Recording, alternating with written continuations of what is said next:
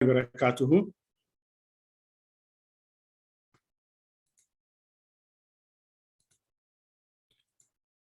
आप मुझे इस पे होस्ट राइट दे दीजिए ताकि मैं अपनी स्क्रीन शेयर कर सकूं आपके साथ।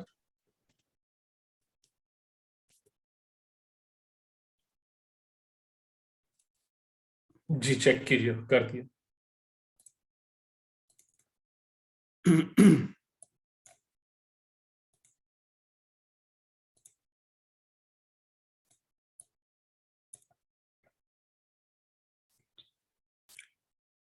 अऊज़ु बिल्लाहि मिनश शैतानिर रजीम। बिस्मिल्लाहिर रहमानिर रहीम। कज़्ज़बत कौमु नूहिनिल मुरसलीन इज़ क़ाल लहुम अख़ूहुम नूहुन अला तत्तक़ून इन्नी लकुम रसूलुन अमीन फत्तक़ुल्लाह व अतीऊन वमा अस्अलुकुम अलैहि मिन अज्र इन अज्रिया इल्ला अला रब्बिल आलमीन फत्तक़ुल्लाह व अतीऊन क़ालू अनुमिनु लक वत्तबअकल अर्ज़लून क़ाल वमा इल्मी बिमा कानू यअमलून इन हिसाबुहुम इल्ला अला रब्बी लौ तशउरून वमा अना बितारिदिल मुमिनीन इन अना इल्ला नज़ीरुम मुबीन क़ालू लइन लम तंतही या नूह लतकूनन्न मिनल मरजूमीन क़ाल रब्बी इन्न क़ौमी कज़्ज़बून फ़फ्तह बैनी व बैनहुम फ़तहन व नज्जिनी व मन मअय मिनल मुअमिनीन फ़अंजयनाहु व मन मअहु फ़िल फ़ुल्किल मशहून सुम्मा अग़रक़ना बअदुल बाक़ीन इन्न फ़ी ज़ालिक लआया वमा कान अक्सरुहुम मुअमिनीन व इन्न रब्बक लहुवल अज़ीज़ुर रहीम। सदक़ल्लाहुल अज़ीम। मेरे इंतहाई अजीज़ भाइयों, दोस्तों और अगर ख़वातीन मोहतरम मौजूद हैं तो मेरी बहनों और मेरे बच्चों, आप सबके सामने अभी मैंने कुरान अज़ीम शान की 26वीं सूरा यानी 26th सूरा जो है अश-शुअरा, उसके मैंने आपके सामने एक रुकू तिलावत किया है।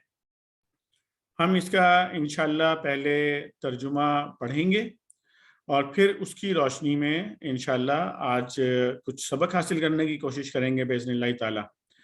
तो मेरी आपसे ये दरख्वास्त होगी कि आप ज़हनी तौर पे और क़ल्बी तौर पर अगर आप यहाँ मौजूद रहेंगे, अल्लाह का कलाम जो है बड़ा मुबारक भी है और ये दिलों के अंदर गुदाज़ भी पैदा करता है और किरदार में तब्दीली भी पैदा करता है। तो इसलिए जितना ज़्यादा हुज़ूर क़ल्ब के साथ आप इस कलाम को सुनने की और समझने की कोशिश करेंगे, उतना ही अच्छा इंशाअल्लाह आज यहाँ से सबक हासिल करेंगे।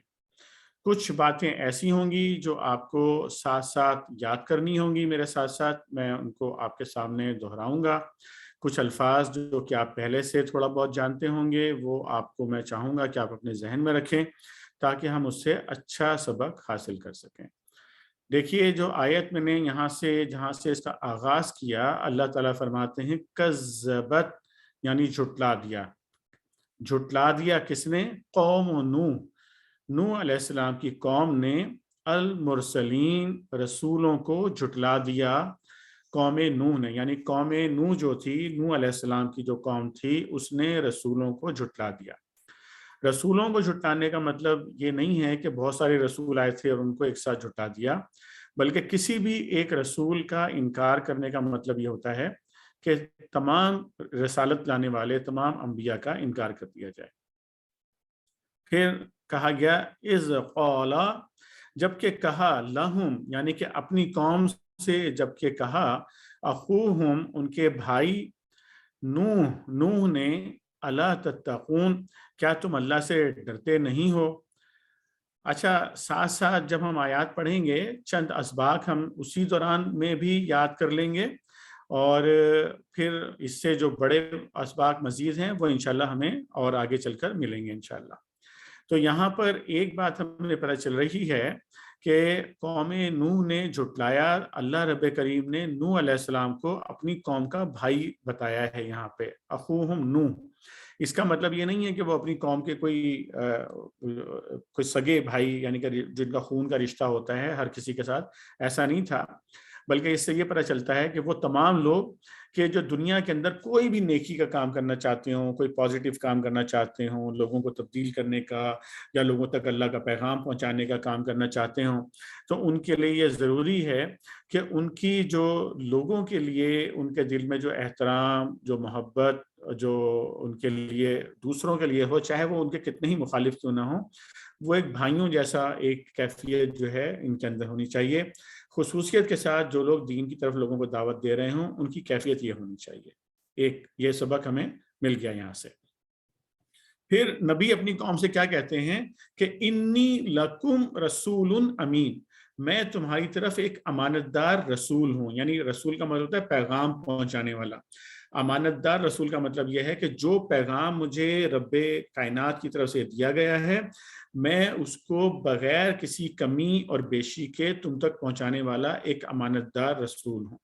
اور پھر نبی جو ہے مطالبہ کرتے ہیں قوم سے کہ فاتقوا اللہ واطیعون، تم اللہ سے ڈرو، اللہ کا خوف اختیار کرو اور میری اطاعت کرو۔ یعنی اللہ کا خوف اسی وقت نظر آتا ہے جب نبی کی اطاعت کی جا رہی ہو۔ اگر نبی کی اطاعت نہیں کی جا رہی تو اس کا مطلب ہے کہ اللہ کا خوف موجود نہیں ہے، تقوی موجود نہیں ہے اس قوم کے اندر۔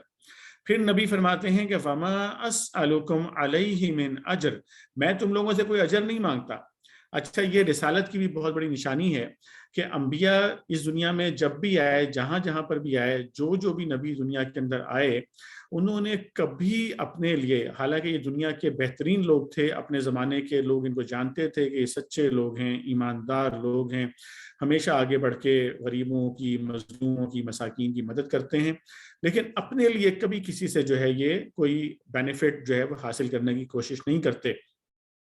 تو یہاں پر اگین ایک سبق ہمیں چلتے چلتے مل جائے گا، وہ یہ کہ جو لوگ بھی دنیا کے اندر اچھا کام کرنا چاہتے ہوں، اچھائی کی دعوت دینا چاہتے ہوں، نیکی کی طرف بلانا چاہتے ہوں، اللہ کے دین کی طرف لوگوں کو لانا چاہتے ہوں، ان کو اپنے دل بالکل صاف کر لینے چاہیے اس بات سے کہ اس کے اگینسٹ میں وہ دنیا سے کچھ حاصل کریں گے۔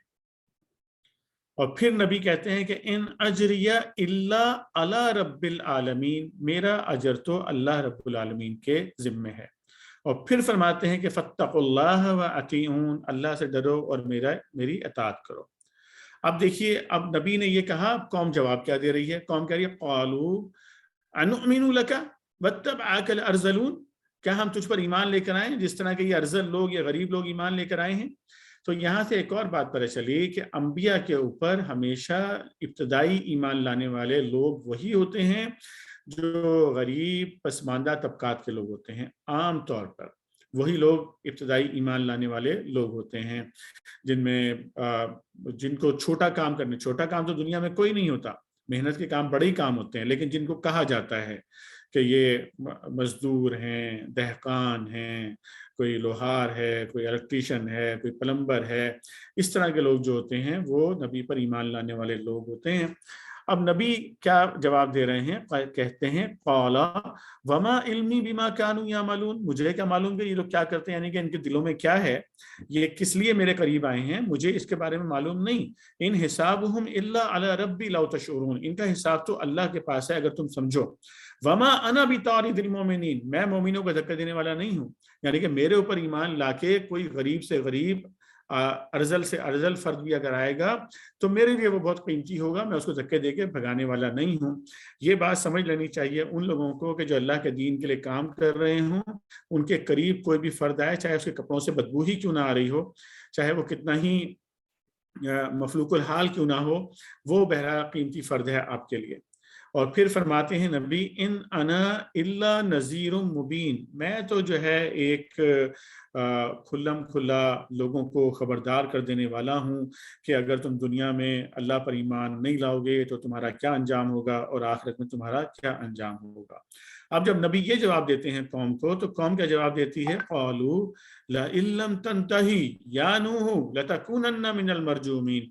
اب قوم کہتی ہے یا نوح علیہ السلام سے کہ اگر تم باز نہیں آئے اپنی اس دعوت سے، اور جس طرح تم ہمارے پیچھے پڑے ہو کہ بھی ہم تمہاری دعوت کو، ایمان کو قبول کر لیں، اگر ہمیں آپ کہنے سے اور بار بار ٹوکنے سے باز نہیں آئے تو ہم آپ کو مرجوم کر دیں گے۔ مرجوم کے دو مطالب ہوتے ہیں، ایک مطلب یہ ہوتا ہے کہ رجم کر دیا جائے، رجم کا مطلب ہوتا ہے پتھروں کے ساتھ سنگسار کرنا، یعنی پتھر مار مار کے مارنا، اور دوسرا مطلب ہوتا ہے ڈی فیم کرنا، کسی کو معاشرے کے اندر جو ہے وہ اس کو ذلیل کرنا، اس کی تذلیل کرنا، گالیاں دینا، اس کا کردار کے اوپر کیچڑ اچھالنا، اس کو جو ہے برا بھلا کہنا، یہ سب چیزیں جو ہے اس میں شامل ہوتی ہیں۔ دونوں ہی مطالب جو ہے یہاں پر وہ موجود ہیں قوم کی طرف سے۔ اب آپ یہ دیکھیں، اچھا ایسا کبھی نہیں ہوتا کہ نبی جو ہے وہ آئے قوم کے پاس، انہوں نے پیغام دیا کہ بھئی تم ایمان لاؤ، اور قوم نے ایمان سے انکار کر دیا اور نبی نے اللہ سے دعا کی کہ اس کے اوپر رضا، ایسا نہیں ہوتا۔ بلکہ جب اللہ تعالیٰ سمرائز کر کے بیان کرتے ہیں، اس کا مطلب یہ ہوتا ہے کہ نبی نے درمیان میں ایک پوری ایفرٹ کی ہوتی ہے، یعنی کہ بھرپور ایفرٹ نبی نے کی، ایک ایک فرد کے پاس گئے، اس سے بار بار ملے، جو جو طریقہ ہو سکتا تھا سمجھانے کا ان کو سمجھایا، انفرادی طور پہ سمجھایا، اجتماعی طور پہ سمجھایا، دن میں سمجھایا، رات میں سمجھایا، جو جو طریقہ کر سکتے تھے قوم کو سمجھانے کا، نبی نے وہ سارے طریقے اختیار کیے، اور چند دنوں کے لیے اختیار نہیں کیے۔ آپ سب جانتے ہیں کہ نوح علیہ السلام کا جو صرف نبوت کا جو دور ہے وہ 950 سال کا ہے، 950 سال، یعنی 950 سال تک آپ سوچیں، خود سوچیں کہ وہ کس کس طرح کی ایفرٹ کرتے رہے ہوں گے اپنی قوم کو سمجھانے کے لیے، سکھانے کے لیے، اللہ کی طرف لانے کے لیے، ہر طرح کی ایفرٹ انہوں نے کر لی اس قوم کے ساتھ، لیکن وہ قوم مان کے نہیں تھی۔ اور ایک وقت ایسا آتا ہے کہ جب نبی بالکل کہتا ہے انف از انف، میں نے کر لیا جتنا میں کر سکتا تھا، اس سے زیادہ کی اب گنجائش نہیں ہے۔ تو پھر نبی نے اللہ تعالیٰ سے یہ التجا کی، قولا ربی ان قومی کذبون، یا اللہ اے میرے رب، اس قوم نے، میری قوم نے تو مجھے جھٹلا دیا۔ اور پھر فرماتے ہیں ففتح بینی و بینہم فتحوں، اب تو میرے اور ان کے درمیان فیصلہ کر دے، ونجینی، اور نجات دے دے مجھے، ومن معی، اور جو لوگ بھی میرے ساتھ ہیں مومنین میں سے، ان کو اور مجھے ان لوگوں سے نجات دے دے۔ پھر اللہ رب کریم اب فرماتے ہیں فَأَنْجَيْنَاهُ، اور ہم نے اس کو نجات دی، وَمَن مَعَهُ، اور جتنے لوگ اس کے ساتھ تھے ان کو بھی نجات دی، فِي الْفُلْكِ الْمَشْحُونِ، ایک بھری ہوئی کشتی کے اندر ہم نے ان سب کو نجات دے دی۔ بھری ہوئی کشتی کا مطلب ہے کہ جس میں پہلے ہی اللہ تعالیٰ کے حکم سے دنیا کے جانوروں کے جوڑے اس کے اندر رکھ لیے گئے تھے، اس کے اندر ہی اللہ تعالیٰ نے ان کو نجات دی، ان کو بچایا۔ اور پھر باقی قوم کے لیے تذکرہ کیا اللہ رب کریم نے کہ ثم اغرقنا بعد الباقین، اور جتنے لوگ پیچھے رہ گئے ہم نے ان کو غرق کر دیا، جتنے پیچھے رہ گئے سب کو، یعنی عذاب آ گیا اس قوم کے اوپر، قوم تباہ کر دی گئی، مٹا دی گئی قوم، سوائے ان لوگوں کے کہ جو ایمان لائے تھے اور جن کو اللہ تعالیٰ نے اس کشتی کے اندر نوح علیہ السلام کے ساتھ بچایا۔ باقی جتنے لوگ تھے ان کو ملیہ میٹ کر دیا اللہ تعالیٰ نے، کتنے ہی طاقتور لوگ تھے لیکن اللہ تعالیٰ نے ان کا صفایا کر دیا ان لوگوں کا۔ اور پھر اللہ رب کریم فرماتے ہیں ان فی ذالک لآیا، اور اس میں نشانی ہے، اس کے اندر یہ جو کچھ کیا اس قوم کے ساتھ، اس کے اندر بہت بڑی نشانی ہے لوگوں کے لیے۔ وما کان اکثرهم مومنین، لیکن دنیا میں اکثر لوگ جو ہے وہ ایمان نہیں لے کر آتے ہیں۔ وان ربک لہو العزیز الرحیم، اور آپ کا جو رب ہے وہ عزیز بھی ہے، یعنی زبردست ہے، طاقت والا ہے۔ عزیز کا مطلب ہوتا ہے کہ زبردست، ایسی طاقتوں والا جو مکمل کنٹرول رکھتا ہے، اور الرحیم کا مطلب ہوتا ہے انتہائی رحم کرنے والا، یعنی وہ آپ دیکھیں کتنی بڑی اللہ تعالیٰ کی ہستی ہے کہ اللہ تعالیٰ کے پاس ہر طرح کی طاقتیں اور مکمل کنٹرول ہے، لیکن اس کے بعد اللہ تعالیٰ فرماتا ہے کہ میں رحیم بھی ہوں۔ यानी बंदा जब तक मुकम्मल तौर पर ये साबित ना कर दे, कोई फर्द, कोई कौम, कोई गिरोह, कि अब वाकई वो लानती होने के अलावा कोई चाराकार नहीं है उसके पास, अजाब के अंदर जाने के अलावा उसके पास कोई चाराकार नहीं है उस कौम के पास, जब तक वो आखिरी हद तक जाके साबित ना कर दे, अल्लाह ताला अजाब नहीं भेजते उनके ऊपर। अल्लाह ताला बड़े रहीम और करीम है। तो कोई कौम जब आखिरी हद पे चली जाती है तो अल्लाह ताला उसके ऊपर अजाब भेज देते हैं, उसको मिलियमेट कर देते हैं। और ऐसा भी होता है कि अजाब आने से पहले अल्लाह ताला की तरफ से छोटी छोटी आजमाइशें और छोटे छोटे अजाब अल्लाह ताला की तरफ से आते हैं कौमों के ऊपर। तो वो टेस्ट के लिए आते हैं कि शायद ये लोग वापस आ जाएं, शायद ये लोग वापस आ जाएं। तो अगर यहाँ से नूह अलैहिस्सलाम के वाक़े से जो बुनियादी असबाब थे वो आपको मिल गए हैं यहाँ से, तो मैं आपको शुरू की आयत पे वापस ले जाना चाहता हूँ। मैंने आपसे कहा था कि आपको चंद जो है अल्फाज आज मेरे साथ आप दोहराएंगे और आपको या जहन में बिठाने होंगे, ठीक है। ये जो आयत नंबर 105 और 106 है, इसको जरा देख लें। जो भाई बहनें बच्चे जो भी स्क्रीन पे देख रहे हैं वो स्क्रीन पे देख लें, जो नहीं देख रहे वो मेरी बात को गौर से सुन लें। अल्लाह रब्बे करीम फरमाते हैं, कज़्ज़बत जुटला दिया, कौम नूह ने निल मुरसलीन, रसूलों को जुटला दिया कौम नूह ने, इज़ क़ाला जबकि कहा, लहुम उन लोगों से, अखूहुम उनके भाई, कौम नूह के भाई कौन थे? नूह अलैहिस्सलाम ने जबकि उनसे कहा, अला तत्तक़ून, क्या तुम अल्लाह का तकवा इख्तियार नहीं करते हो। अब आप ये देखें कि हम अब ये जानने की कोशिश करेंगे कि इस कौम के ऊपर जो अल्लाह ताला का अजाब आया उसकी बुनियादी वजह क्या थी। प्राइमरी रीज़न, रूट कॉज हम जो है यहाँ से ढूंढ रहे हैं। तो रूट कॉज हमें ये पता चली कि अल्लाह तत्तकून, अगर किसी कौम के अंदर से तकवा ख़त्म हो जाए तो वो कौम अजाब की मुस्तहिक हो जाती है। अब मैं साथ साथ जो है वो आपसे ये भी कहूँगा कि आप जो है वो मेरे जो हाथों की हरकत और सकनात हैं इनको भी ज़रा आप जो है वो देखते रहिएगा, ठीक है।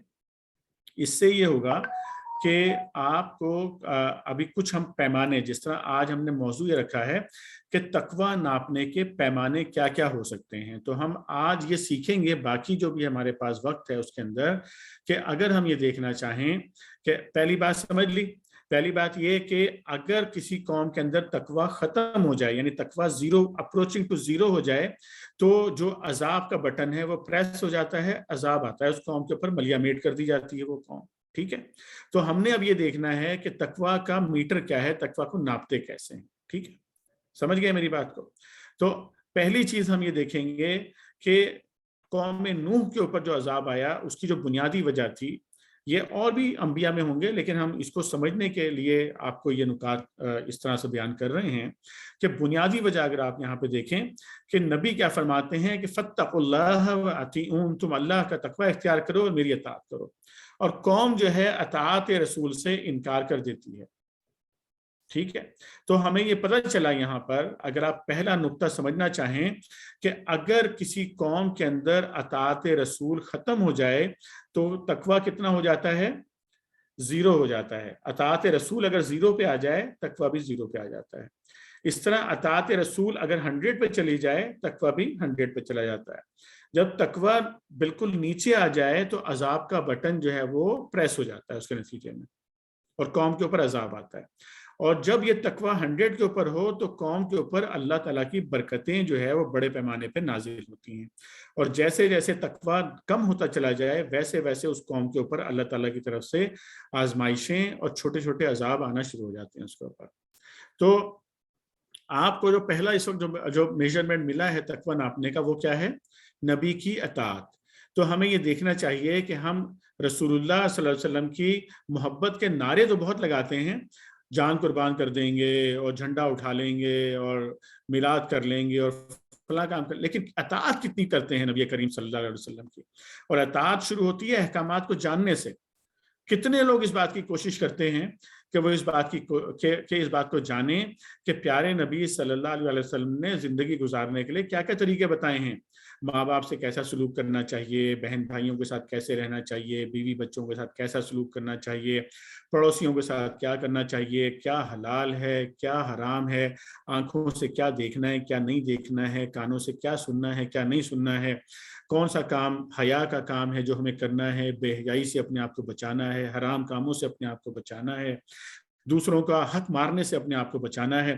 نبی مہربان صلی اللہ علیہ وسلم کے احکامات, یہ وہ چیز ہے کہ جس پر ہمیں سب سے پہلے اپنے آپ کو جائزہ لینا چاہیے فرد کا, اور پھر اپنے گھروں کا جائزہ لینا چاہیے, اور اس کے بعد پھر ہمیں اپنی پوری سوسائٹی کا اور اپنے پورے ملک کا جائزہ لینا چاہیے کہ ہمارا کیا حال ہے اس معاملے کے اندر.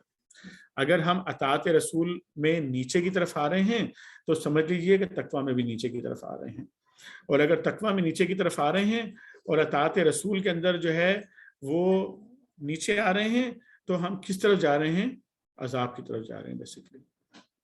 تو یہ بات سمجھ میں آ گئی کہ تقویٰ ناپنے کا پہلا پیمانہ کیا ہے, نبی کی اطاعت کس قدر ہو رہی ہے.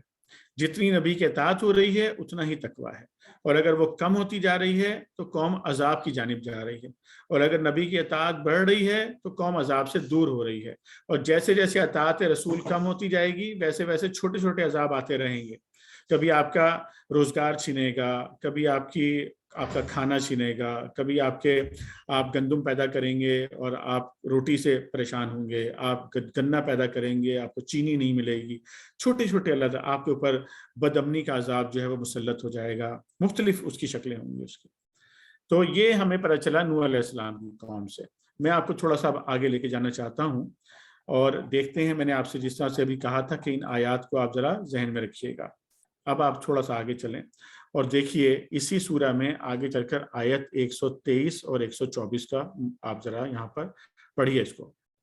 اللہ رب کریم فرماتے ہیں کذبت, دیکھیے وہی لفظ ہے بالکل ایگزیکٹلی پیچھے والا, کذبت جھٹلا دیا, عاد نے, پہلے قوم نوح کا لفظ تھا اب عاد کا آیا, عاد نے جھٹلا دیا المرسلین, رسولوں کو جھٹلا دیا عاد نے.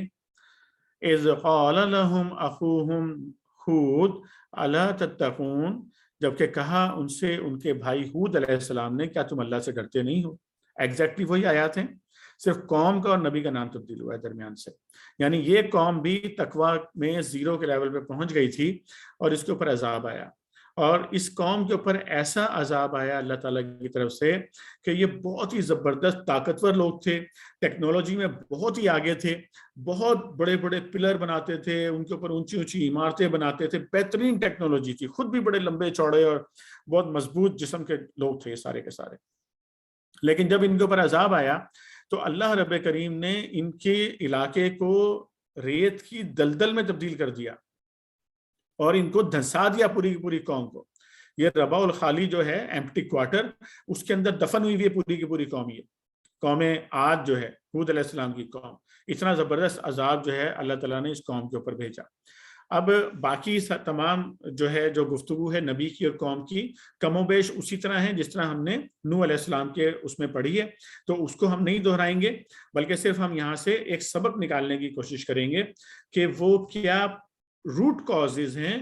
ایک روٹ کاز تو ہم نے دیکھ لی, یہاں پر کیا روٹ کاز اللہ رب کریم نے بیان کی ہے قوم عاد کے حوالے سے, اسے ہم دیکھتے ہیں.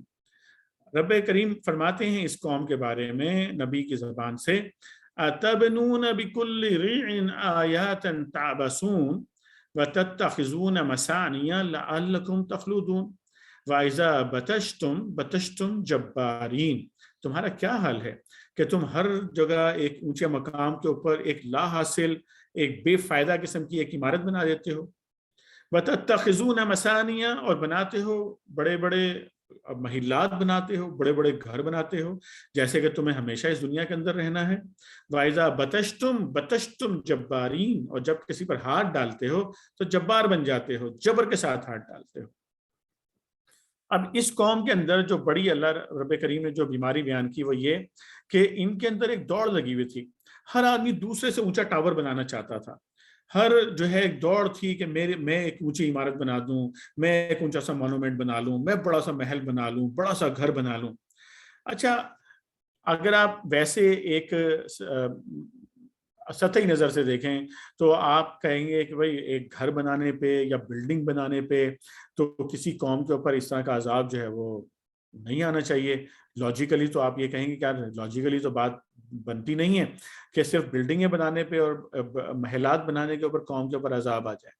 لیکن میں آپ سے سوال کرتا ہوں, ذرا آپ مجھے یہ بتائیں کہ آپ میں سے جو بہت اچھے پیسے کمانے والے لوگ ہیں ان سے میرا سوال ہے کہ آپ اپنی پوری زندگی کی کمائی کو اگر آپ جوڑ لیں, آپ کتنا بڑا محل بنا لیں گے؟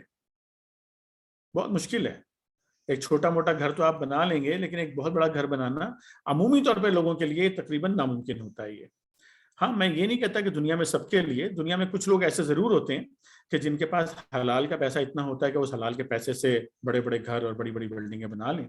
لیکن عموماً جو ہے وہ یہ اتنے بڑے جو ارینجمنٹس ہیں یہ حلال کے پیسے سے عموماً نہیں ہوتے ہیں یہ چیزیں. اور دوسرے یہ کہ جو یہ اونچی اونچی بلڈنگیں بنانے کی جو دوڑ ہوتی ہے یہ بھی جو ہے وہ ایک جائز پیسے سے کرنا جو ہے بڑا مشکل کام ہوتا ہے یہ چیز.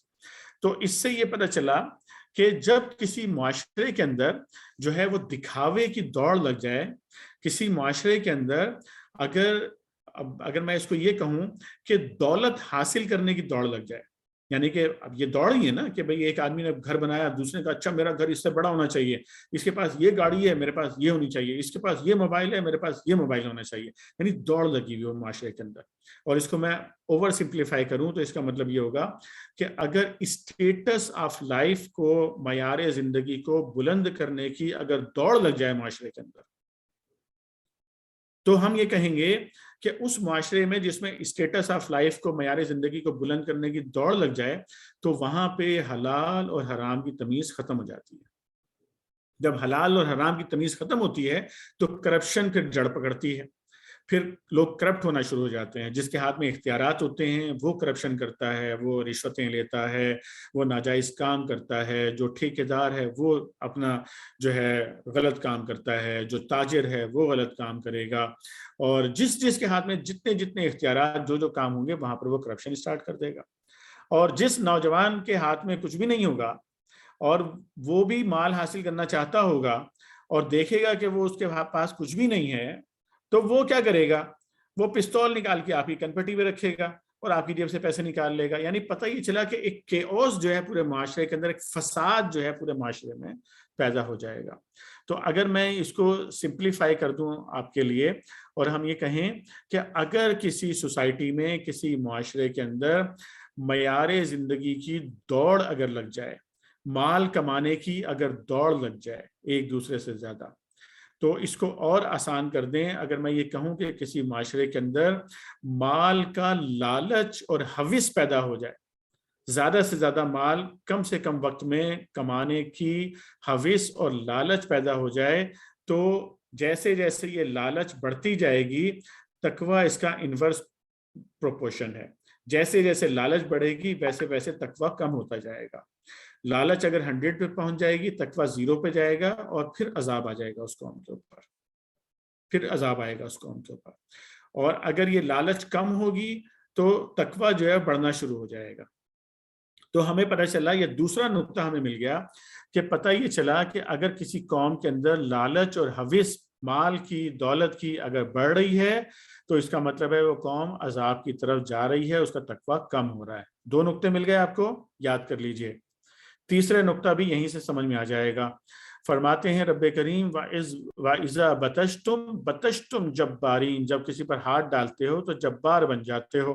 یعنی دل سخت ہو جاتے ہیں لوگوں کے دلوں کے اندر سختی آ جاتی ہے. اور جب دلوں کے اندر سختی آ جاتی ہے, رحم ختم ہو جاتا ہے, تو آپ کے ارد گرد لوگ پریشان حال ہوتے ہیں. آپ کے پاس مال و دولت ہوتا ہے, آپ ان کی مدد کرنے کو تیار نہیں ہوتے ہیں. آپ کو یہ رحم نہیں آتا ہے, کسی ایک کرپشن کرنے والے کو اس بات کے اوپر رحم نہیں آتا کہ میں اگر جو ہے وہ برج کے جو مٹیریل ہے اس میں سے کوئی مال کھا جاؤں گا, اور نتیجے میں یہ برج گر جائے گا، کتنے لوگ مریں گے اس کے نتیجے میں۔ اگر میں ایک جعلی لائسنس جاری کروں گا، اس کے نتیجے میں ڈرائیور جو ایکسیڈنٹ کرے گا، کتنے لوگ مر جائیں گے اس کے نتیجے میں۔ اگر میں ایک غلط فیصلہ کروں گا کورٹ کے اندر، ایک مجرم کو اگر میں رہا کروں گا، اس کے نتیجے میں معاشرے کے اندر کتنا فساد پیدا ہوگا، کتنے لوگ قتل کیے جائیں گے۔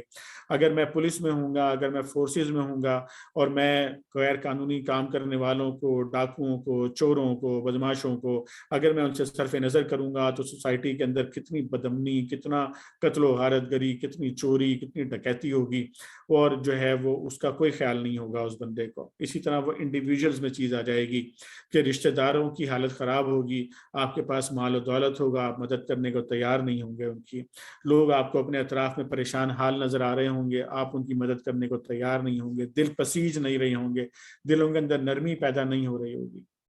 تو تیسرا نقطہ ہمیں پتہ چلا کہ اگر کسی فرد میں یا کسی قوم میں دلوں کی سختی آ جائے، یا اس کو اور آسان کر لیں اور اگر ہم کہیں کہ رحم دلی اگر کم ہو جائے، اگر رحم دلی کم ہو رہی ہے سوسائٹی میں تو تقویٰ کم ہو رہا ہے۔ ڈائریکٹ پروپورشن ہے دونوں کے اندر، ہے نا، دونوں کے اندر ڈائریکٹ پروپورشن ہے کہ اگر جو ہے وہ دلوں کی جو ہے وہ رحم دلی کم ہو رہی ہے تو کیا ہو رہا ہے، تقویٰ بھی کم ہو رہا ہے اس کے نتیجے میں۔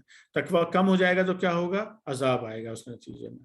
تو تیسری بات ہمیں یہاں سے پتہ چل گئی، ٹھیک ہے، کلیئر ہو گیا۔ پہلی چیز کیا تھی، انبیاء کی پیروی، نبی کی اطاعت ہو رہی ہے یا نہیں ہو رہی۔ دوسری چیز لالچ یا حرص اور حویث کتنی بڑھ رہی ہے سوسائٹی کے اندر۔ تیسری چیز سنگ دلی کتنی پیدا ہو رہی ہے، اور رحم دلی کتنی ختم ہو رہی ہے۔ یہ تین چیزیں ابھی تک ہم نے سمجھ لی، ٹھیک ہے۔ دو نبیوں کا تذکرہ میں نے ابھی آپ کے سامنے کیا ہے، تھوڑا آگے لے کے چلتا ہوں آپ کو۔ اب آپ یہاں پہ دیکھیں آیت 141 اور 142 میں اللہ تعالیٰ فرماتے ہیں کذبت ثمود المرسلین اذ قال لهم اخوهم صالح الا تتقون۔ کذبت، جھٹلا دیا، سمود نے بھی جھٹلا دیا، پہلے قوم نوح نے جھٹلایا، پھر عاد نے جھٹلایا، اب اللہ تعالیٰ فرماتے ہیں سمود نے جھٹلا دیا رسولوں کو۔ اذ قال لهم اخوهم، جبکہ کہا ان سے ان کے بھائی نے۔ سمود کے بھائی کون تھے، صالح علیہ السلام، ان کے نبی تھے۔ الا تتقون، تم اللہ کا خوف نہیں رکھتے ہو، تم اللہ سے ڈرتے نہیں ہو، اللہ کا تقوی اختیار نہیں کرتے ہو۔ اس قوم کو اللہ تعالیٰ نے ملیا میٹ کر دیا، ان کی نشانیاں زمین پہ کھڑی ہوئی ہیں، پہاڑوں کو تراش تراش کے مکان بناتے تھے، وہ پہاڑ موجود ہیں مدائن صالح کے اندر، لیکن اس قوم کے اوپر اللہ تعالیٰ نے ایک زلزلے کا اور ایک بہت بڑی چنگھاڑ کا، بہت بڑی آواز کا اللہ تعالیٰ نے عذاب ان کے اوپر بھیجا، اور یہ جہاں جہاں تھے وہیں گر کے مر گئے، گل گئے اور سڑ گئے۔ تو پوری کی پوری قوم کو اللہ تعالیٰ نے ان کی تباہ و برباد کر دیا۔ ان کی بھی ہم وجہ سمجھنے کی کوشش کریں گے، صرف براہ راست اسی نقطے پہ چلیں گے۔ اللہ رب کریم صالح علیہ السلام کی زبان سے یہاں کہلواتے ہیں وَتَنْحِتُونَ مِنَ الْجِبَالِ بُيُوتًا فَارِهِينَ فَاتَّقُوا اللَّهَ وَأَطِيعُونِ وَلَا تُطِيعُوا أَمْرَ الْمُسْرِفِينَ الَّذِينَ يُفْسِدُونَ فِي الْأَرْضِ وَلَا يُصْلِحُونَ۔ وَتَنْحِتُونَ مِنَ الْجِبَالِ بُيُوتًا فَارِهِينَ، تمہارا کیا حال ہے، تم پورے پورے پہاڑ تراشتے ہو اور ان کے اندر زبردست قسم کے پرآسائش گھر بناتے ہو اس کے اندر تم۔ اور پھر فرمایا یعنی اگر میں یہ پورا آسائش گھر بنانے والی جو پورے پورے جبال کو تراشنے والی بات ہے، اگر اس کو آپ پچھلا جو ہم نے نقطہ عاد علیہ السلام، عاد قوم عاد کے اندر ہود علیہ السلام کی قوم میں جو ڈسکس کیا تھا اسی میں اس کو ایڈ کر لیجئے، تو یہ پچھلے والا ہی نقطہ ہم بات کر چکے ہیں، 3 نکات ہم بنا چکے ہیں آلریڈی تقویٰ ناپنے کے پیمانے میں۔ چوتھا نقطہ جو یہاں پہ آ رہا ہے وہ بڑا امپورٹنٹ ہے، ذرا آپ توجہ کیجئے اس کے اوپر۔ رب کریم فرماتے ہیں وَلَا تُطِيعُوا أَمْرَ الْمُسْرِفِينَ الَّذِينَ يُفْسِدُونَ فِي الْأَرْضِ وَلَا يُصْلِحُونَ، مت اطاعت کرو مصرفوں کی، جو اللہ سے پھرے ہوئے لوگ ہیں، ان کی اطاعت مت کرو، یہ لوگ زمین میں فساد برپا کرتے ہیں، اصلاح نہیں کرتے۔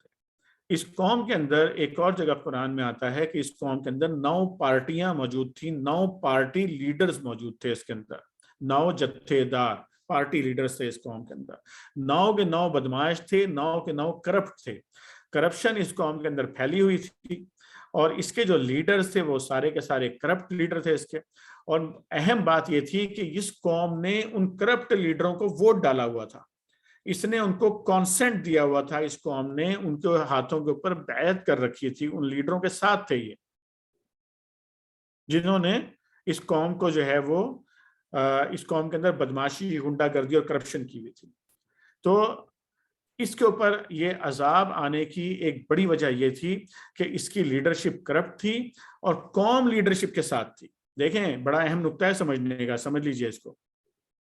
یہ ہو سکتا ہے کہ کسی زمانے میں، کسی وقت میں، کسی جگہ پر کوئی کرپٹ، بدماش، غنڈہ اور اللہ سے پھرے ہوئے، اللہ کے باغی قسم کے لوگ کہ جو اللہ کے حکم کو نہ چلانا چاہتے ہوں، جو سودی نظام کو چلاتے ہوں، جو اللہ سے پھرے ہوئے کام کرتے ہوں، وہ لوگ غالب آ جائیں کسی جگہ پہ، یہ ہو سکتا ہے۔ لیکن وہ غالب آ جائیں اور قوم ان کے ساتھ ہو، یہ وجہ بنتی ہے عذاب کی۔ اگر وہ غالب آ جائیں اور قوم ان کا ساتھ دینے سے انکار کر دے، تب وہ قوم عذاب سے بچ جاتی ہے۔ تو یہاں پر یہ سمجھ لینا چاہیے کہ اگر اللہ سے پھرے ہوئے لوگ جو ہے ان کے ہاتھوں میں اقتدار اور اختیار آ جائے تو ان کو کانسنٹ نہیں دینا ہے، ان کو ووٹ نہیں دینا ہے آپ نے۔ اگر آپ ان کو ووٹ دیں گے تو آپ عذاب لینے والوں میں شامل ہو جائیں گے۔ تو چوتھا نقطہ ہمیں یہاں سے یہ پتہ چل گیا۔ تھوڑا سا اور آگے چلتے ہیں اور پھر دیکھتے ہیں کہ اللہ رب کریم آگے کیا فرماتے ہیں۔ اب دیکھیے آیت 160 اور 161 غور کیجئے۔ اللہ رب کریم فرماتے ہیں کذبت قوم لوط المرسلین اذ قال لهم اخوهم لوط الا تتقون۔ کذبت قوم لوط، قوم لوط نے بھی رسولوں کو جھٹلا دیا۔ غور کر رہے ہیں آپ سب بھائیوں، بہنوں، بچوں، غور کر رہے ہیں؟ دیکھیں آپ الفاظ نہیں بدل رہے، اللہ تعالیٰ کے الفاظ وہی ہیں۔ کذبت جھٹلا دیا قوم لوط نے، قوم نوح نے جھٹلایا، عاد نے جھٹلایا، سمود نے جھٹلایا، اب قوم لوط نے جھٹلایا۔ اور جبکہ کہا ان سے ان کے بھائی لوط نے الا تتقون، تم اللہ سے ڈرتے نہیں ہو۔ ہم ڈائریکٹ وجہ پہ چلیں گے۔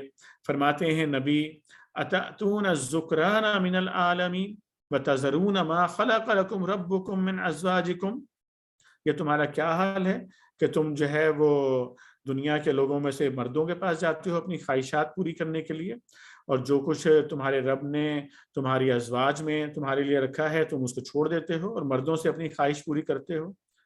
یعنی یہ قوم ہومو سیکشول تھی، ہم جنس پرستی کا شکار تھی، اور یہ پہلے لوگ تھے جنہوں نے ہم جنس پرستی دنیا کے اندر شروع کی ان لوگوں نے۔ اللہ رب کریم نے دیکھیے کتنے سخت الفاظ میں فرمایا بل انتم قوم عادون، تم تو جو ہے حد سے ہی گزرے ہوئے لوگ ہو، تم نے تو ساری حدیں تم لوگوں نے تو توڑ ڈالی ہیں، حدیں کراس کر دی تم لوگوں نے۔ تو یہ آج کی دنیا میں اس کو بڑا بڑھاوا دیا جا رہا ہے، بڑی قانونی اس کو جو ہے وہ مختلف ممالک کے اندر جو ہے پروٹیکشن دی جا رہی ہے ہم جنس پرستوں کو۔ پاکستان کے اندر بھی جو ہے لوگ کچھ نہ کچھ اس کو اس حوالے سے بات کرنے لگے ہیں اور اس کو پروموٹ کرنا چاہتے ہیں۔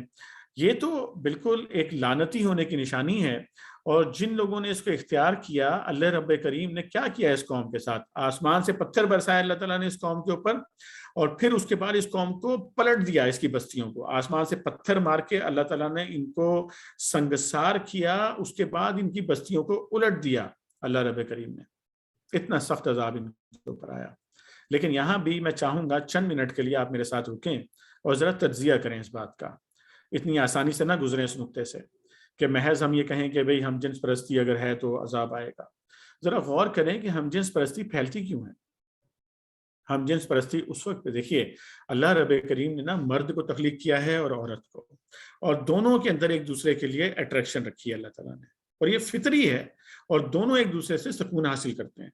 اس کا اللہ تعالیٰ نے ایک جائز اور حلال طریقہ بتایا ہے کہ نکاح کے ذریعے مرد اور عورت جو ہے وہ ایک دوسرے کے ساتھ ملیں گے اور ایک دوسرے سے سکون حاصل کریں گے۔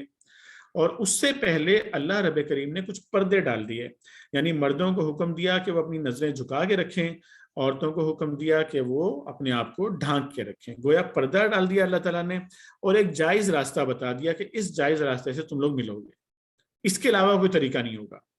جب بھی سوسائٹی میں آپ اس جائز راستے سے ہٹیں گے، جب آپ یہ پردے گرائیں گے، جب آپ عورتیں جو ہے وہ اپنے پردوں سے باہر آئیں گی، جب مرد اپنی آنکھیں پھاڑ پھاڑ کے عورتوں کو دیکھیں گے، جب مخلوط محافل ہوں گی، مخلوط تعلیمی ادارے ہوں گے، مخلوط شادی بیاہ کی تقریبات ہوں گی، مخلوط بازار ہوں گے، جب تو پھر کیا ہوگا؟ پھر یہ اختلاط آہستہ آہستہ بڑھتا چلا جائے گا۔ نتیجہ کیا ہوگا؟ نتیجتاً جو ہے آپس کی جو دیواریں ہیں وہ گرنا شروع ہو جائیں گی، اور سوسائٹی میں آزادانہ مرد اور عورت کا اختلاط شروع ہو جائے گا، جس کی طرف ویسٹ کی سوسائٹی گئی۔ اور جب یہ آزادانہ اختلاط شروع ہو جاتا ہے، یعنی جو مرد جس عورت سے جب چاہے رابطہ کرے اور جو عورت جس مرد سے جب چاہے اپنا تعلق قائم کرے، جب یہ چیز شروع ہو جاتی ہے تو نتیجہ یہ نکلتا ہے کہ وہ جو فطری انسان کے اندر جو چاہت ہے وہ ختم ہونا شروع ہو جاتی ہے، اور پھر وہ دوسرے راستے کے اوپر چلتا ہے۔ گویا ہم جنس پرستی کی طرف جانے کا راستہ جو ہے وہ بے حیائی کا راستہ ہے بنیادی طور پر۔ تو اگر ہم یہاں سے ایک پوائنٹ بنانا چاہیں تقویٰ ناپنے کا، تو وہ یہ بنے گا کہ کسی قوم کے اندر اگر بے حیائی بڑھ رہی ہے تو تقویٰ کم ہو رہا ہے، یعنی بے حیائی اور تقویٰ جو ہے وہ انورس پروپورشن ہے دونوں کے اندر۔ بے حیائی میں اور تقویٰ میں انورس پروپورشن ہے دونوں کے اندر۔ بے حیائی اگر بڑھے گی، تقویٰ جو ہے وہ کم ہونا شروع ہو جائے گا اس کے نتیجے میں، اور پھر عذاب کی طرف جائے گا یہ چیز۔ اس لیے عزیزان من، بے حیائی جو ہے وہ 5ویں نقطے کے طور پہ آپ آج کے یاد کر لیجئے۔ آگے چلتے ہیں، ذرا غور کیجئے کہ ابھی تک ہم نے 4 انبیاء کا تذکرہ جو ہے وہ پڑھا ہے۔ اب ہم چلتے ہیں 5ویں نبی کا تذکرہ پڑھتے ہیں۔ اللہ رب کریم فرماتے ہیں کذب اصحاب الایکۃ المرسلین اذ قال لهم شعیب الا تتقون۔ اصحاب الایکہ نے بھی رسولوں کو جھٹلا دیا۔ ایکہ جو ہے یہ وہ جگہ ہے جہاں آج کل تبوک نام کا ریجن جہاں پہ موجود ہے، تبوک سٹی اور تبوک ریجن، یہ وہ ایکہ یہ وہ جگہ ہے۔ اصحاب الایکہ نے بھی رسولوں کو جھٹلایا، جبکہ کہا شعیب نے الا تتقون، کیا تم اللہ سے ڈرتے نہیں ہو؟ اور وجہ پہ چلیں گے ہم یہاں سے سیدھے۔ فرماتے ہیں اوفوا الکیل ولا تکونوا من المخسرین وزنوا بالقسطاس المستقیم ولا تبخسوا الناس اشیاءهم ولا تعثوا فی الارض مفسدین۔ فرماتے ہیں پیمانے ٹھیک بھرو اور کسی کو گھاٹا نہ دو، صحیح ترازو سے تولو اور لوگوں کو ان کی چیزیں کم نہ دو، زمین میں فساد نہ پھیلاتے پھرو، اور اس ذات کا خوف کرو جس نے تمہیں اور گزشتہ نسلوں کو پیدا کیا ہے۔ اب آپ دیکھیں کہ یہ قوم جو ہے حالانکہ بڑی مالدار قوم تھی، بڑے اہم مقام پہ یہ لوگ جو ہے رہتے تھے، اس پورے ریجن کا جو ٹریڈنگ تھی، تجارت تھی، وہ ان کے علاقے سے گزرتی تھی، بہت پیسے ان کو ٹیکسوں میں ملتے تھے، بہت پیسے ان کو تجارت سے ملتے تھے، لیکن اس کے باوجود یہ ڈکیتیاں کرتے تھے، لوگوں کے مال چھینتے تھے، اور سب سے بڑھ کر یہ کہ یہ کاروباری طور پر انتہائی بددیانت لوگ تھے، دکھاتے کچھ تھے دیتے کچھ تھے، تولنے میں ڈنڈی مارتے تھے، اور یہ اس طرح کے نقصانات جو ہے پھیلایا کرتے تھے۔ اس کا بھی ذرا 1-2 منٹ کے اندر جائزہ لے لیجئے کہ آپ یہ غور کریں کہ ہم میں سے ہر فرد یا تو وہ کچھ بیچتا ہے یا کچھ خریدتا ہے۔ ہم میں سے شاید ہی کوئی ایسا فرد ہو کہ جس کو اپنی ضرورت کی چیزیں لینے کے لیے کسی تاجر سے واسطانہ پیش آتا ہو۔ ہر آدمی کو واسطہ پیش آتا ہے تاجر کے ساتھ۔ ذرا غور کریں کہ آپ کسی دکان والے سے، کسی کاروبار والے سے کوئی چیز خریدیں، ایک دن وہ آپ کے ساتھ دھوکہ بازی کرے، دوسرے دن دھوکہ بازی کرے، پھر تیسرے دن بھی دھوکہ بازی کرے، چوتھے دن کلائنٹ بھی دھوکہ بازی کرنے لگے گا، یا جھوٹ بولنے لگے گا، یا دھوکہ دینے لگے گا۔ اس سے یہ پتہ چلا کہ جو کاروباری لوگ ہیں، نبی کریم صلی اللہ علیہ وسلم نے جو فرمایا تھا نا کہ میں اور بزنس مین جو ہے جنت میں قریب قریب ہوں گے، تو اس کی وجہ کیا تھی؟ اس کی وجہ یہی ہے کہ بزنس مین کا جو کردار ہے وہی کردار پوری سوسائٹی کا بن جاتا ہے۔ اگر بزنس مین کا کردار اچھا ہے تو سوسائٹی کا کردار اچھا ہوگا، اگر بزنس مین کا کردار خراب ہو جائے گا، سوسائٹی کا کردار خراب ہو جائے گا اس کے نتیجے میں۔ تو اب آپ ذرا غور کر لیں کہ اس وقت بزنس مین کی، بزنس کی، مارکیٹ کی کیا کیفیت ہے۔ کوئی آدمی مارکیٹ کے اندر اپنا پیسہ لگا دے، لوگ اس کا پیسہ کھا جاتے ہیں، کوئی مال سپلائی کر دے، اس کا مال کھا جاتے ہیں، آپس میں تاجر کاروباری لوگ ایک دوسرے کی کاٹ میں لگتے ہیں، دھوکہ دینا، جھوٹ بولنا، کم تولنا، دکھانا کچھ اور دینا کچھ، یہ ایک عام چلن بن گیا ہے بالکل۔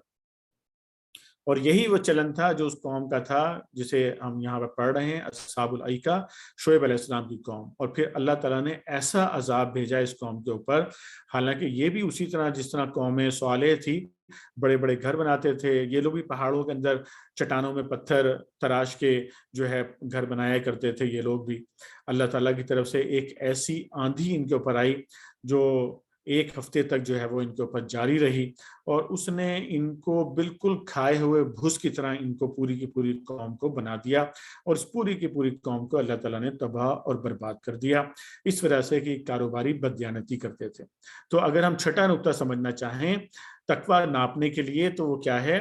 کاروباری بددیانتی. یعنی اگر کسی بھی قوم کے اندر کاروباری بددیانتی پھیل گئی ہے تو وہ کاروباری بددیانتی جتنی بڑھتی جائے گی تقویٰ اتنا ہی کم ہوتا جائے گا. یہ انورس پروپورشن ہے.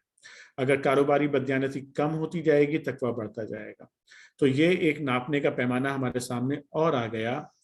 میرے عزیزوں، میرے بھائیوں، میری بہنوں، میرے بچوں، میرے دوستوں، ابھی آپ کے سامنے میں نے قرآن عظیم الشان کی 26ویں سورہ شعراء کی روشنی میں 5 انبیاء کا تذکرہ ابھی میں نے آپ کے سامنے پیش کیا ہے. آپ ذرا نام میرے ساتھ دہرائیے اپنے انگلیوں پر. ہم نے قوم نوح کا تذکرہ پڑھا، ہم نے قوم عاد کا، ہود علیہ السلام کی قوم کا تذکرہ پڑھا، ہم نے قوم سمود یعنی صالح علیہ السلام کی قوم کا تذکرہ پڑھا، ہم نے قوم لوط یعنی لوط علیہ السلام کی قوم کا تذکرہ پڑھا، ہم نے اصحاب الایکہ یعنی شعیب علیہ السلام کی قوم کا تذکرہ پڑھا. 5 نبیوں کی قوموں کے تذکرے ہم نے پڑھے.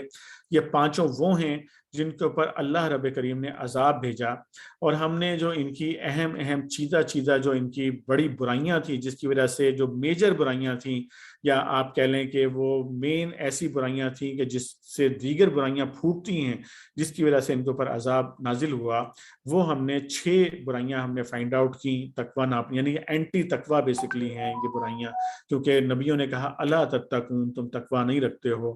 6 چیزیں ہم نے سیکھی ہیں، یاد کر لیجئے.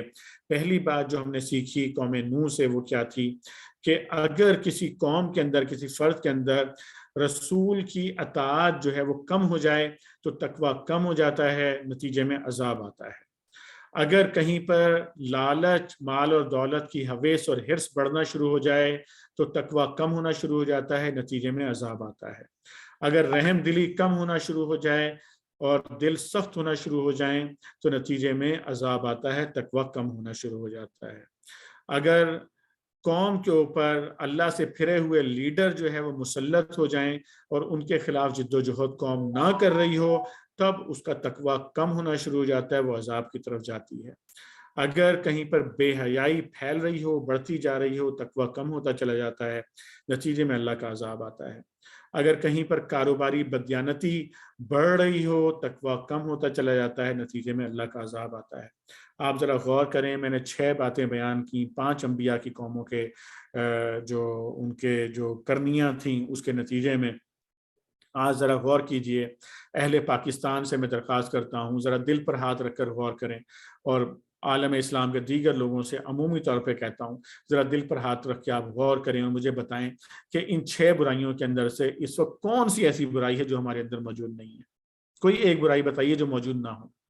یہ ساری کی ساری برائیاں موجود ہیں. ذرا غور کریں کہ ان میں سے ایک ایک 2 برائیوں کی وجہ سے پوری کی پوری قومیں ملیامیٹ کی گئیں، عذاب کا شکار کی گئیں پوری کی پوری قومیں.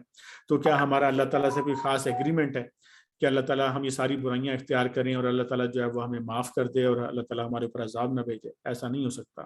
اس لیے میری آپ سے یہ درخواست ہے، میں آپ سے التجا کرتا ہوں، تمام بھائیوں سے، بہنوں سے، بچوں سے، اپنی ذمہ داری کو سمجھیں.